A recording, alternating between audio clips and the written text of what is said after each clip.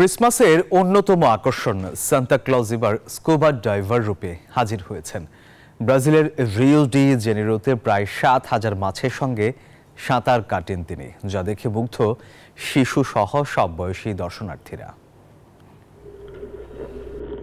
উপহার আর জিঙ্গেল বেলসের ঝোলা কাঁধে নিয়ে লাল টুকটুকে পোশাক, মুখভর্তি সাদা দাড়ি আর মাথায় সাদা টুপি পরে দোরগোড়ায় হাজির হন সান্টা ক্লজ।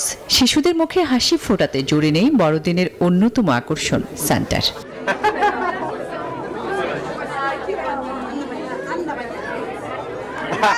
শিশুদের আনন্দ দেবার জন্য ব্রাজিলের রিও ডি জেনেরোতে অ্যাকোরিয়ামে ডুব দিয়েছে সান্টা।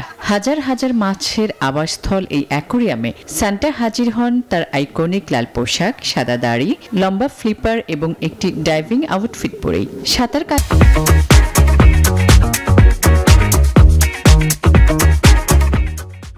হাঙরের সাথেও শিশুরা সান্তা ক্লজকে পানির নিচে দেখে খুবই খুশি।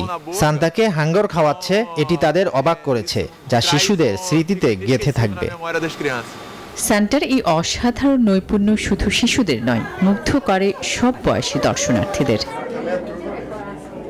আসমা তুলি, নিউজ 24।